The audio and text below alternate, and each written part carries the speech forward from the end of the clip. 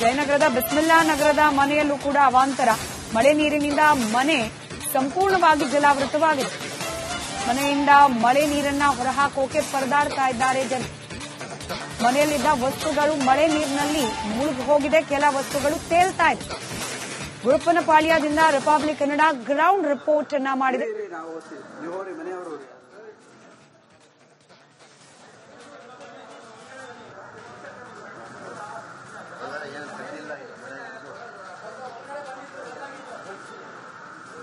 ಮುಂಜಾನೆ ಬಿದ್ದಂತ ಭಾರಿ ಮಳೆಗೆ ಸಿಲಿಕಾನ್ ಸಿಟಿ ಬೆಂಗಳೂರು ಕಂಪ್ಲೀಟ್ ಆಗಿ ಜಲಾವೃತ ಆಗಿರ್ತಕ್ಕಂಥದ್ದು. ನಾವೀಗ ಜಯನಗರ ವಿಧಾನಸಭಾ ಕ್ಷೇತ್ರದ ಗುರಪ್ಪನಪಾಳ್ಯದಲ್ಲಿದ್ದೇವೆ.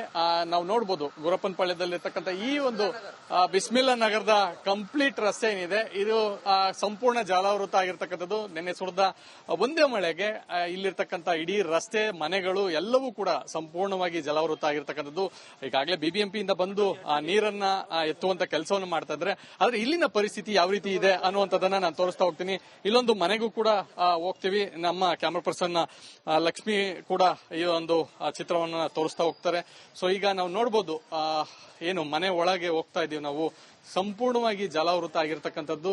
ಸೊ ಇಲ್ಲಿ ಆಗಿರ್ತಕ್ಕಂಥ ಒಂದು ಅವಘಡ, ಇಡೀ ರಾತ್ರಿ ಮಳೆ ಬಂದಿರತಕ್ಕಂಥದ್ದು. ಆ ಮಳೆಗೆ ಮನೆಯಲ್ಲಿ ಇರ್ತಕ್ಕಂಥ ಎಲ್ಲಾ ವಸ್ತುಗಳು ಕೂಡ ತೇಲಿರ್ತಕ್ಕಂಥದ್ದು ನಾವೀಗಾಗಲೇ ಗಮನಿಸಬಹುದು.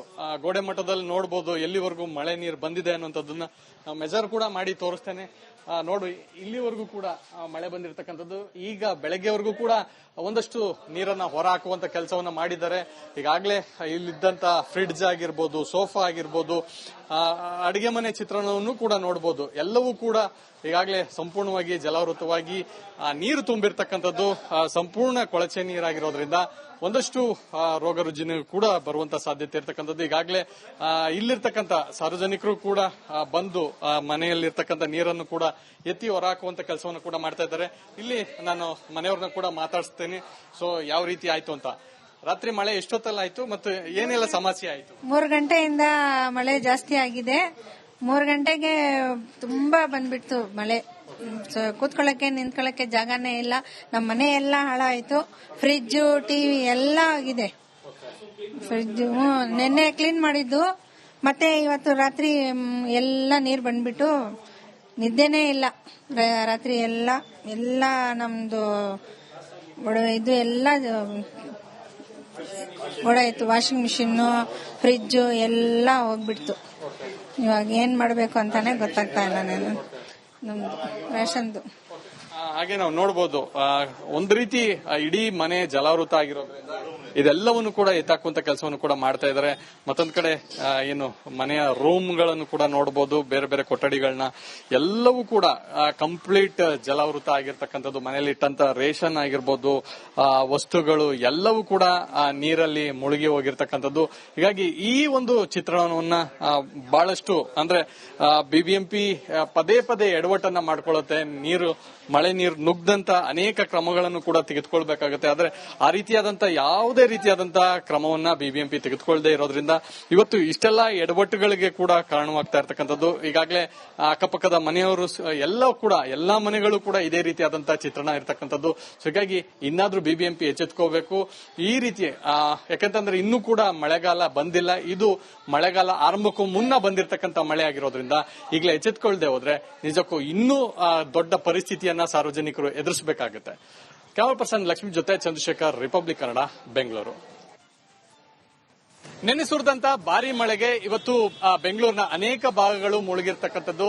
ಈಗಾಗಲೇ ನಾವು ಜಯನಗರದ ಬಿಸ್ಮಿಲ್ಲಾ ನಗರದಲ್ಲಿ ಇರ್ತಕ್ಕಂಥದ್ದು. ಇಲ್ಲಿನ ಪರಿಸ್ಥಿತಿಯನ್ನು ಈಗಾಗಲೇ ತೋರಿಸಿದೀವಿ. ಸ್ಥಳೀಯ ಶಾಸಕರಾದಂತ ಸಿ.ಕೆ. ರಾಮಮೂರ್ತಿ ಅವರು ನಮ್ಮ ಜೊತೆಲಿದ್ದಾರೆ. ಅವ್ರನ್ನ ಮಾತಾಡ್ತಾ ಹೋಗ್ತೀನಿ. ಸರ್, ನಿನ್ನೆ ಸುರಿದಂತ ಭಾರಿ ಮಳೆ ಈಗಾಗಲೇ ಸ್ಥಳ ವೀಕ್ಷಣೆ ಮಾಡಿದ್ದೀರಾ. ಈ ಸ್ಥಳ ವೀಕ್ಷಣೆ ಮಾಡಿದಂತ ಸಂದರ್ಭದಲ್ಲಿ ರಾಜಕಾಲುವೆಯಿಂದ ಓವರ್ಫ್ಲೋ ಆಗಿ ಮನೆಗಳಿಗೆಲ್ಲವೂ ನೀರು ನುಗ್ಗಿರ್ತಕ್ಕಂಥದ್ದು. ಕಳೆದ 3 ವರ್ಷದಿಂದ ಇದೇ ಸಮಸ್ಯೆ ಇದೆ ಅನ್ನುವಂಥದ್ದನ್ನ ಸಾರ್ವಜನಿಕರು, ಇಲ್ಲಿನ ಸ್ಥಳೀಯರು ಹೇಳ್ತಾ ಇದ್ದಾರೆ. ಸೊ ಈ ಒಂದು ಪರಿಸ್ಥಿತಿ ಯಾವ ರೀತಿ ನೀವು ಮುಂದೆ ನಿಭಾಯಿಸ್ತೀರಾ ಅನ್ನೋಂಥದ್ದು? ಇವತ್ತು ಬಿಸ್ಮಿಲ್ಲಾ ನಗರದಲ್ಲಿ ರಾಜಕಾಲುವೆ ಒಂದು ಒಡೆದೋಗ್ಬಿಟ್ಟು ಮೇಲೆ ಒಂದು ವಾಲಿತ್ತು, ಅದು ಒಡೆದೋಗಿ ಇಡೀ 100 ಮನೆಗಳು ಇವತ್ತು ನೀರು ನುಗ್ಗಿ ಡ್ಯಾಮೇಜ್ಗಳಾಗಿದೆ. ಪಾಪ ಎಲ್ಲ ಇಲ್ಲಿ ಮಿಡ್ಲ್ ಕ್ಲಾಸ್ ಫ್ಯಾಮಿಲಿ ಎಲ್ಲ ಬಡವರಿದ್ದಾರೆ. ಎಷ್ಟೋ ಮನೆ ಜನಕ್ಕೆ ತಿನ್ನಕ್ಕೆ ಏನ್ ಸಾಮಗ್ರಿ ಇಟ್ಕೊಂಡ್ರೆ ಅದು ಕೂಡ ಖಾಲಿ ಆಗೋ ಪರಿಸ್ಥಿತಿ ಆಗಿದೆ. ಝೋನ್ ಕಮಿಷನರ್ಗೂ ಮತ್ತೆ ಎಲ್ಲ ಬಿಬಿಎಂಪಿ ಎಲ್ಲ ಆಫೀಸರ್ ಇವತ್ತು ಬಂದಿದ್ದಾರೆ. ಎಲ್ಲ ವೀಕ್ಷಣೆ ಮಾಡಿ ಇಮಿಡಿಯೇಟ್ ಆಗಿ ಇಲ್ಲಿ ಏನು ವಾಲ್ ಕಟ್ಟಬೇಕು ಅಂತ ವಾಲ್ ಅನ್ನ ಕಟ್ಟಿ, ಯಾವ್ಯಾವುದು ಮನೆಗಳಿಗೆ ನೀರು ನುಗ್ಗಿದೆ ನಷ್ಟ ಆಗಿದೆ. ಅದಕ್ಕೆ ಕಾನೂನು ರೀತಿಯಲ್ಲಿ ಏನು ಪರಿಹಾರವನ್ನ ಕೊಡಬೇಕು ಕೊಡುವಂತ ವ್ಯವಸ್ಥೆಯನ್ನ ನಾವು ಮಾಡಿಕೊಡ್ತೀವಿ. ಇಡೀ ಜಯನಗರದ ಇದು ಒಂದೇ ಕಡೆ ಅಲ್ಲ, 6 ಕಡೆ ಸಮಸ್ಯೆ ಆಗಿದೆ. ಆ ಜೆಪಿ ನಗರದಲ್ಲಾಗಿದೆ, ಸಿಂಧೂರ ಚೌಲ್ಟ್ರಿ ಹತ್ರ ಆಗಿದೆ, ಟ್ಯಾಂಕ್ ಬೆಡ್ ಅಲ್ಲಿ ಆಗಿದೆ, ಮಾರಿನಹಳ್ಳಿ ಕೆರೆ ಆಗಿದೆ. ಎಲ್ಲವೂ ಕೂಡ ಇನ್ಸ್ಪೆಕ್ಷನ್ ಮಾಡ್ತಾ ಇದೀವಿ. ಇಲ್ಲಿ ಜಾಸ್ತಿ ಡ್ಯಾಮೇಜ್ ಆಗಿರುವಂತದ್ದು ಬಿಸ್ಮಿಲ್ಲಾ ನಗರದ್ದು. ಸರ್ಕಾರ ಇದನ್ನ ಗಮನಿಸಬೇಕು. ಈ ದೃಷ್ಟಿಯಿಂದ ಇಲ್ಲಿ ನಮಗೆ ಸಾಕಷ್ಟು ಅನುದಾನವನ್ನು ಕೂಡ ನಮ್ಗೆ ಇಲ್ಲಿ ಕೊಡಬೇಕು ಅಂತ ಹೇಳ್ತೀವಿ. ಇದ್ರ ಜೊತೆಯಲ್ಲಿ ಇಲ್ಲೊಂದಷ್ಟು ಮನೆಗಳಲ್ಲಿ ಮದುವೆ ಕೂಡ ಇತ್ತು. ಆ ಮದುವೆ ಮನೆಗಳಿಗಿದ್ದಂತ ರೇಷನ್ ಇವೆಲ್ಲ ಕೂಡ ನೆಂದೋಗಿದೆ, ಬಟ್ಟೆ ನೆಂದೋಗಿದೆ. ಈ ರೀತಿಯಾದಂತ ಸಮಸ್ಯೆ ಇದೆ. ಕೆಲವೊಂದು ಮನೆಗಳಲ್ಲಿ ಫ್ರಿಡ್ಜ್, ವಾಷಿಂಗ್ ಮಿಷಿನ್ ಎಲ್ಲವೂ ಕೆಟ್ಟೋಗಿದೆ. ಸ್ಕೂಟರ್ಗಳು, ಕಾರ್ಗಳು ಎಲ್ಲ ನೀರು ತುಂಬಿಕೊಂಡಿದೆ. ಈ ರೀತಿಯಾದಂತ ಸಮಸ್ಯೆ ಇದೆ. ಅವುಗಳನ್ನು ಸರ್ಕಾರದಿಂದ ಯಾವ ರೀತಿ ಪರಿಹಾರ ಕೇಳುವಂತ ಕೆಲಸ ಮಾಡೋದು? ಇದನ್ನ ನಾನು ಒಂದು ವರದಿಯನ್ನ ಸನ್ಮಾನ್ಯ ಡಿ.ಕೆ. ಶಿವಕುಮಾರ್ ಸಾಹೇಬರಿಗೆ ಇದ್ದ ಕೊಡ್ತೀವಿ ನಾವು. ಯಾಕೆ ಅಂದ್ರೆ ಮಹಾನಗರ ಪಾಲಿಕೆಯಲ್ಲಿ ಬರುವಂತದ್ದು ಒಂದು ಸ್ಮಾಲ್ ಅಮೌಂಟ್ ಬರುತ್ತೆ. ಆದ್ರೆ ಪಾಪ ಈ ಯಾರು ಮದುವೆಗಳಿಗೆ ಸ್ಟಾಕ್ ಇಟ್ಕೊಂಡಿದ್ರು ಇವತ್ತು ಎಲ್ಲ ಕೂಡ ನಾಶ ಆಗ್ಬಿಟ್ಟಿದೆ. ಎಲ್ಲವೂ ಕೂಡ ನಾಶ ಆಗ್ಬಿಟ್ಟಿದೆ. ಇಲ್ಲಿ ಸಿಲುಕಾಕೊಂಡ್ಬಿಟ್ಟಿದೆ ಬಿಎಂಟಿಸಿ ಬಸ್ನಲ್ಲಿದ್ದ ಪ್ರಯಾಣಿಕರು ಪರದಾಡ್ತಾ ಇದ್ದಾರೆ. ಬಿಎಂಟಿಸಿ ಬಸ್ನಲ್ಲಿ ಸಿಕ್ಕಾಕೊಂಡು ಪ್ರಯಾಣಿಕರು ಹರಸಾಹಸ ಪಡ್ತಾ ಇದ್ದಾರೆ. ಅವರ ರಕ್ಷಣೆ ಮಾಡೋ ಕಾರ್ಯ ಕೂಡ ಸುಲಭಕ್ಕಾಗ್ತಾ ಇಲ್ಲ. ಏಣಿ ಬಳಸಿಕೊಂಡು ಬಸ್ನಿಂದ ಪ್ರಯಾಣಿಕರನ್ನ ಕೆಳಗಿಳಿಸುವ ಪ್ರಯತ್ನ ಆಗ್ತಾ ಇದೆ. ನೋಡಿ ದೃಶ್ಯಗಳನ್ನು. ಸಿಲ್ಕ್ ಬೋರ್ಡ್ ಬಳಿಯ ಸದ್ಯದ ಪರಿಸ್ಥಿತಿ ಇದು.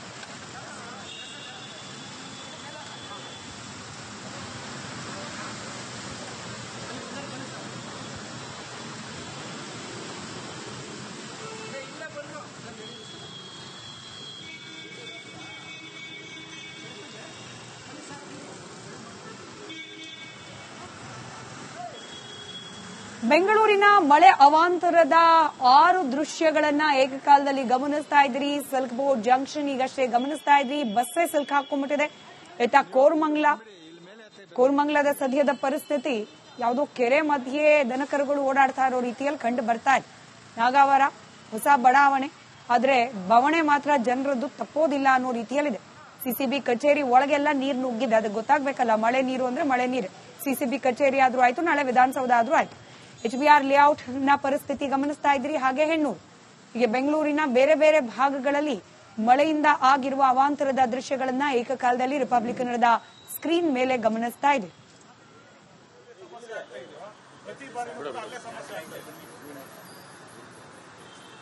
ಈಗ